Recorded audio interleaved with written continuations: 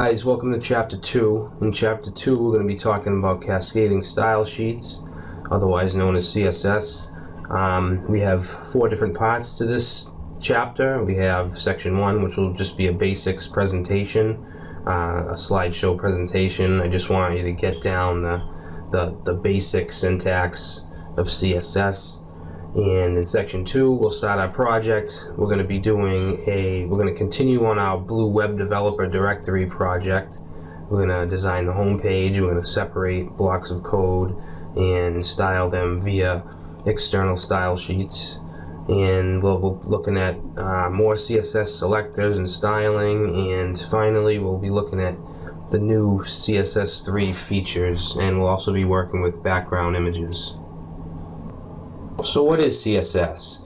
It stands for Cascading Style Sheets, and CSS is a style sheet language. It's not a markup or a programming language.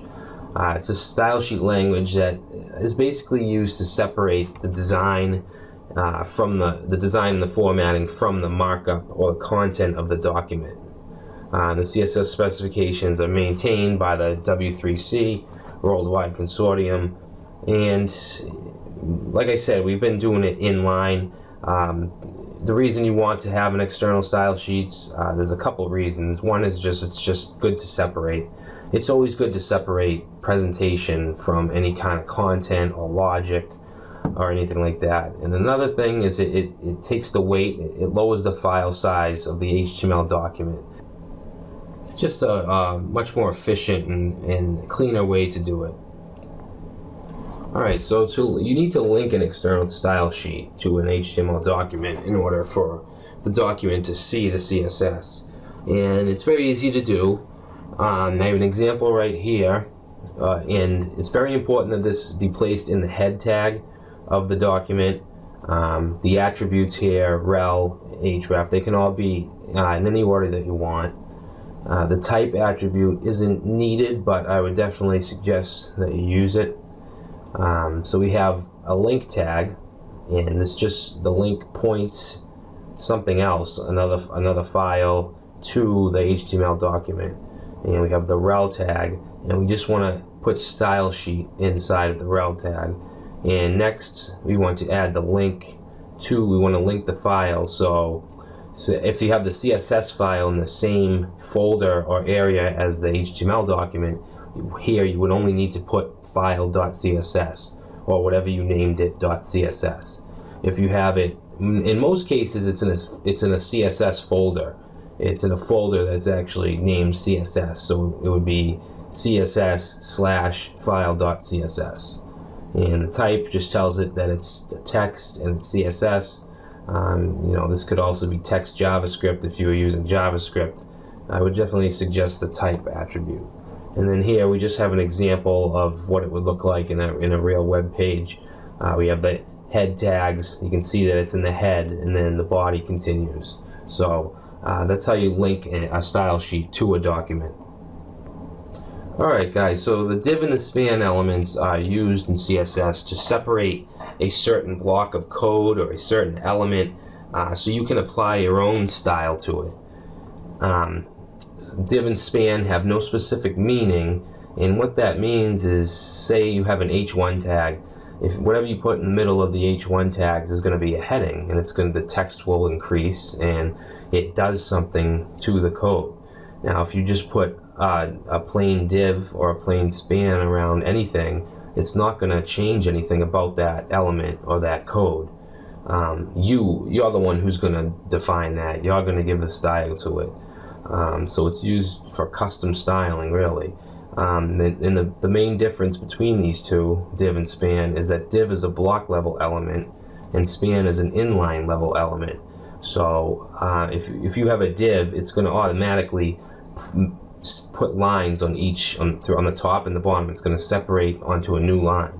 Span is inline, which means you could put a span tag next to anything and it will run alongside of it, as opposed to put it on a new line. And the ID and class attributes are usually what you would use with the div and span. So you could label that certain block or that certain element that you want to style. So here I have an example of header and, of ID in class. We would have the header code here, which would be an H1 tag or whatever, maybe an image, and we would give a div with an ID of header, so we could actually style it using that ID in the style sheet, which I'll show you on the next slide. And a div, or any element for that matter, can only have one ID. It can have many classes.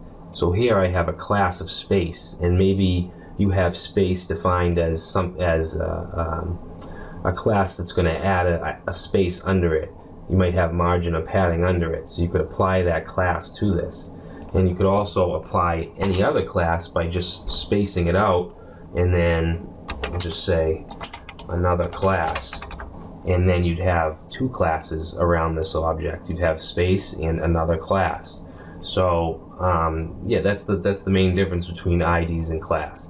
And the syntax is a little different in the CSS style sheet, which I'll show you next. So this is how you would use the CSS in the CSS file. And we're going to look at this part first, and this is from the HTML file. We define our ID and class. Like I said, you can have anything in here. Let's just say maybe there's like a heading and an image, maybe a logo, and we wrap that in a div tag, and we apply the ID of header, and we have two classes of space and another class. Now that on its own is going to do absolutely nothing to the code inside. We have to go to the CSS file that we linked a few slides back. We had, I think it was file.css, and in that file we want to open it, and we want to add our ID and classes in there. Now the most important thing to know about IDs and classes is that an ID uses a pound sign and a class uses a period. That's pretty much the only thing that is different. The styling is the exact same. You just always want to remember an ID is a pound and a space is a period. So inside the header, we gave it the styling of width of 800 pixels. So whatever's in here is going to be 800 pixels long, and height of 100 pixels, so it'll be 100 pixels high, and then the background of black, this is the hexadecimal for black, and that means that everything within these tags is going to have a background color of black. Now we have the class, because we also added a class of space, so we took that class and we just applied a margin to the bottom of the div, and we just applied a margin of 10 pixels. So whatever's in here would have, under it would have a margin of 10 pixels. And that's where I got the name space. It'll add a space to whatever we add that class to. And we don't just have to use this class here. We could add it to anything. We could have a sidebar, and we could add a class of space to that, and it would do the same thing. So we're not limited to just one block of code. So I'd like to stop here for now. I think we definitely have the core knowledge of CSS and HTML to actually start our project. So I'm going to stop here, and we'll start our project, and I'll give more explanation during the creation of our website.